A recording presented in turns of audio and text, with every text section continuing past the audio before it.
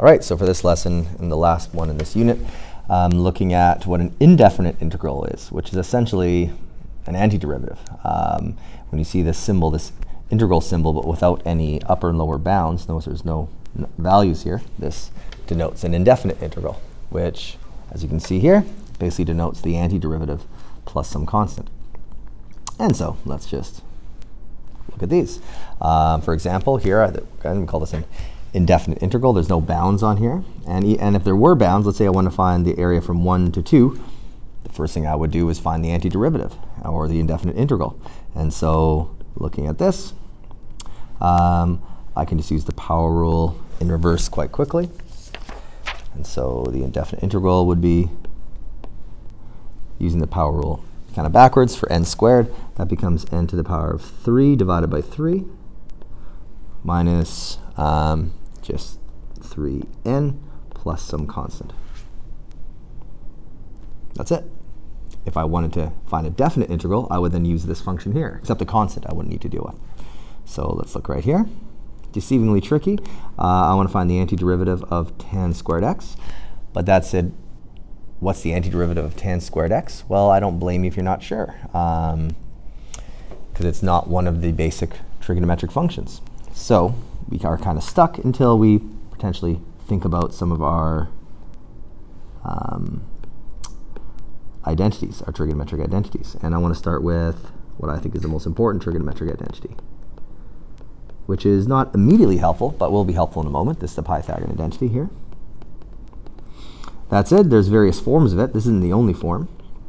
And so another form of it I can find if I divide everything by cos squared x. That leads me to a less common but equally valid form of the Pythagorean identity, which is tan squared x plus 1 equals secant squared x, which means tan squared x is always the same as secant squared x minus 1. And why is that pleasant? Because secant squared x, I know, is the derivative of tangent. So if I know that, I can use, that's going to be more helpful to find the antiderivative. And so I'm now going to rewrite my original question. Instead of the indefinite integral of tan squared x as the indefinite integral of secant squared x minus 1 dx.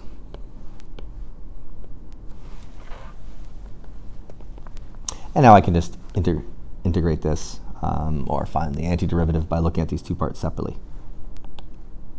The antiderivative of secant squared is tangent. And the antiderivative of minus 1 is minus x. And I'm done. Well, now I'm done, plus some constant. All right. Moving on, again, just a number of different examples here. I want to find the indefinite integral of this, as I'm hoping you're assuming I'm going to distribute the root t, or distribute t to the 1/2. So I'm actually going to find the indefinite integral of t to the 5/2 minus 3 times t to the 1/2. And now I can use, again, the power rule in reverse. And so looking at this, I get t to the 7/2 divided by 7/2, or times 2/7. Minus I get t to the 3/2 times 3 and divided by 3/2, or multiplied by 2/3. So cleaning this up,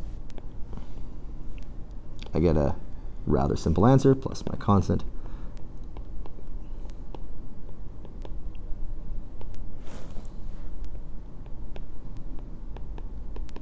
There we go. And notice I'm doing the power rule, in reverse quite quickly, just because, just like the regular power rule, when we're differentiating after a while, I'm hoping we can do it fairly quickly. All right, one more example before I want to look at some different types of questions.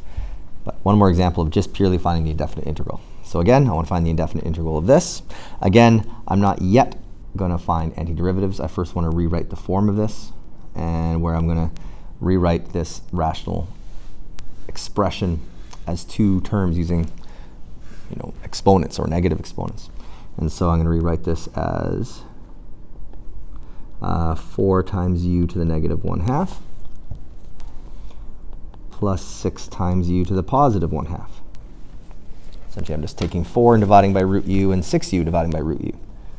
And all of that is what I want to find the indefinite integral of. And then again, now I can use my power rule rather quickly on each of these. And you should fairly quickly get 8u to the 1/2 plus 4u to the 3/2 plus some constant. And again, the only work I'm skipping there is a couple of simplification steps using the power rule kind of backwards. All right, I now want to kind of finish off with a few different examples, and first focusing on what these definite integrals mean, and really introduce something called the net change, idea of net change with integrals. And so let's look at this. Let's look at something that's very similar to what we've seen before. And as it says here, the definite integral of a rate of change represents the net change in the antiderivative. Well, what does that mean? I think it's best to look at some examples here. So here I have a definite integral from 2 to 10 of function v, where v is the velocity of some object. So what does this mean? What does this integral here from 2 to 10 of velocity, if you were to calculate it, what would it tell you? Well, it would tell you the net change in the antiderivative of velocity. So what's the antiderivative of velocity? Well, hopefully we know the antiderivative of velocity is displacement. And so this would tell us the change in displacement from 2 to 10 seconds. So, I'll say this represents, bigger marker.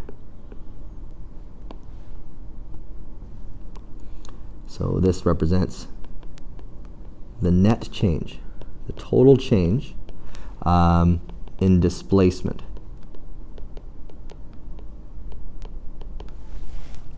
Kind of like the position, the distance, essentially. The net change in displacement between 2 and 10 seconds.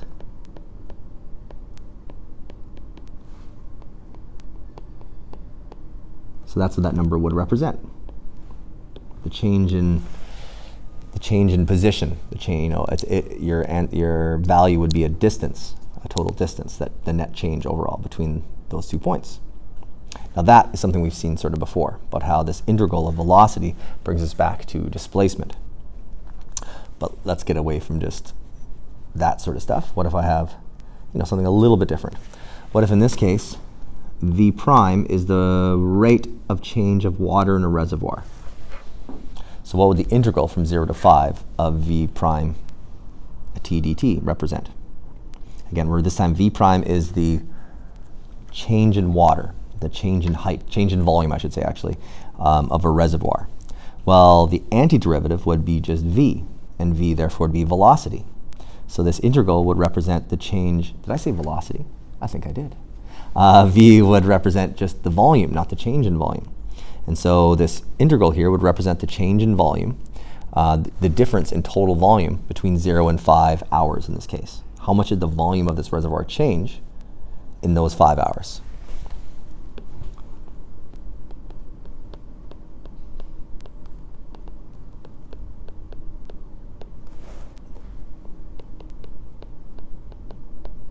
So I'll say the net change in the volume of water, I'll say in the first 5 hours, because we're starting at 0.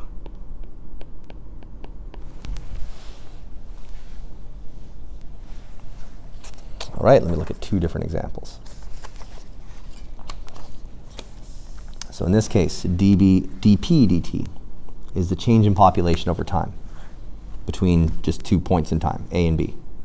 So again, dp dt, that's the change in population. So the integral would represent just the population and the overall change in population, the net change in population between these 2 years, A and B, whatever they are.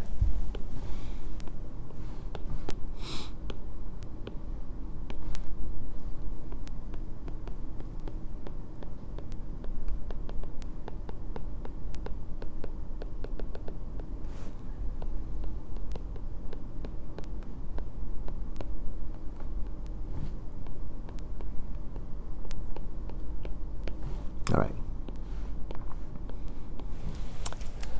And so lastly, I have C prime representing the marginal cost of producing a number of items. And so what would the definite integral from 1,000 to 2,000 of this marginal cost function represent? And so it would represent the net change in the antiderivative of marginal cost, which is just the cost of producing these number of items. And so this would tell us the overall change, the overall increase actually in cost to produce 2,000 units compared to 1,000 units.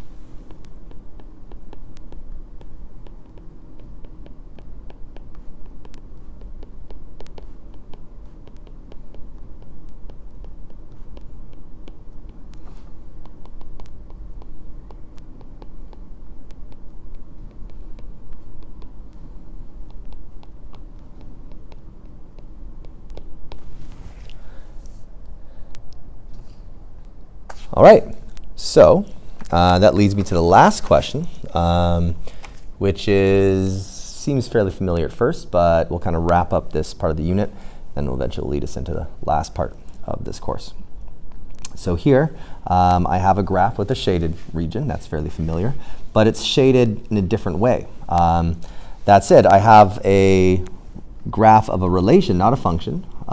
Notice this parabola is kind of sideways. It fails the vertical line test. It's not a function. But the equation of it is given to you. So the equation of this curve in blue is x equals 4 minus y minus 3 squared. Okay? It is, it's not a function, but again, our x and y's are kind of swapped around from what we're used to, but there it is. And I want to find the area of that shaded region. So first, how can I express the area of that shaded region with an integral? Well, the main hurdle here is this would be a lot easier if my graph was kind of rotated 90 degrees. Well, let's do that. Let's think, what would this graph look like if it was just kind of essentially the inverse of it? Well, it would go through 1 and 5 on the x-axis, make its way up to 4 on the y-axis, and it would look something like this. And that shaded region would be this region right here. And so if we were looking at this, the equation of that parabola would be 4 minus x minus 3 squared. And the integral would be from 1 to 5 of 4 minus x minus 3 squared dx. Because I'm looking at the change, these 1 and 5s represent the change in my x values. And that would be it. And that would be a pretty easy question at this point, if that was a question I gave you. That said, the only difference is my x and y's are all swapped around. And so my answer is going to be very similar to this, but my x and y's are all going to be swapped around. I want to imagine this running with a change in y instead of the change in x. And so leaving that there, but what I have should look more like this. I want the integral from 1 to 5, because again, these bounds, yes, it's on the y-axis from 1 to 5, but we don't have to be locked into thinking about everything, just on the x-axis. And this is an example of how we don't have to be locked into it. And again, I am finding the bounds of the same function, almost the same function as what I have in red, but it's 4 minus, again, y minus 3 squared dy. And that there represents that shaded region that I actually gave you in the first place. And notice if you compare what I have here to what I have here, they're the exact same form. The only difference is my x and, this is in terms of y, this is in terms of x, which makes sense because this parabola here and this parabola here, the only difference between them is our x and y's are swapped around. And we're essentially imagining, and by doing so, we are able to find, or define an integral, I didn't change the variables in the end. I kept the variables that were given, and this relates perfectly to that graph right there. And I'm integrating with respect to y instead of with respect to x, which is a little less familiar, so it seems more tricky, but it doesn't have to be any more difficult. It's just less familiar. So now that I have that, now I can find the area of that shaded region. And so to do that, there's various ways of solving this, but I use the fundamental theorem of calculus. One thing I would do, though, is realize that this 4 here, this constant, is quite pleasant. So if I rewrite this as the integral from 1 to 5 of 4 dy minus integral of 1 to 5 from y minus 3 squared dy, if I write it like this, I can save myself a bit of work, because this part right here, the integral from 1 to 5 of just 4, doesn't matter what the function is, that must be the same as 16. How do I know it's 16? Well, let's think about, just in a simple sense, what an integral from 1 to 5 of 4 looks like. If I think of a basic graph, 1 to 5 of just 4. So here's 4. The function 4 is just a horizontal line at 4. And so the integral of from 1 to 5 is just this region. That is 4 wide and 4 high. And hence I know it must be 16 square units. If I don't think about it that way, I give myself a bit more algebraic work, but that's kind of pleasant. Just like when you're differentiating with constants, when you're integrating with constants, you can make your life a lot simpler if you choose to. Okay, so that's why going forwards, I'm going to think about it like this. So I know that part I've highlighted in green is 16. So really, most of my work is to try to find the integral. So it's going to be 16 minus the integral from 1 to 5 of this y minus 3 squared dy. That's going to be really most of my work. That's it. At this point, just got to be a little patient. It won't take that long, but I think the hardest part of this question is done. However, before I actually find an antiderivative, I would prefer to take this and write it expanded and simplified, so to y squared minus 6y plus 9 dy. So I would find the antiderivative of that.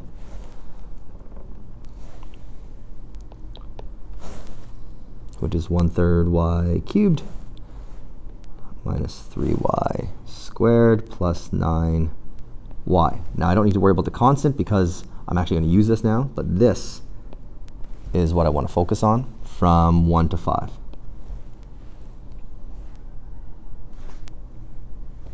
And so again, all of this here represents what I have right here. And so pretty soon it's going to be a matter of just calculating a bunch of stuff. What I see right there is going to start getting a little bit messy. It's 1/3 times 5 to the power of 3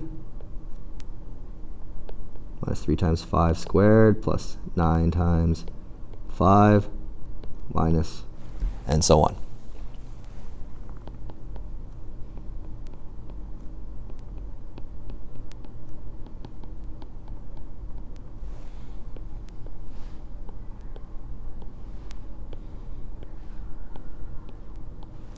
And so I am already getting very bored of writing all these numbers out.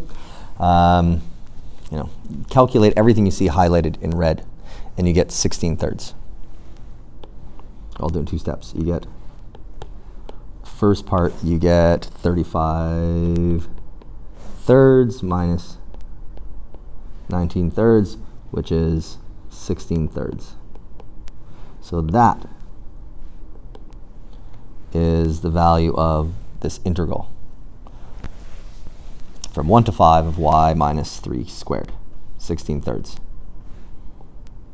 And so all I got left to do now is go 16 minus 16/3.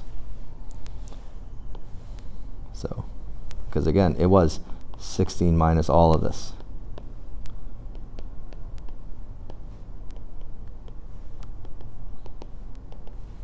And I don't really care about the number. It gives you 32/3, which is a 10.6 repeating. And the only reason I changed it to a decimal is because I did have a visual here, and just to make sure it looks kind of right. Apparently there's just a little more than 10.5 squares, and that looks decent, especially if I erase my previous graph here. I didn't really need that in the end. That looks about right.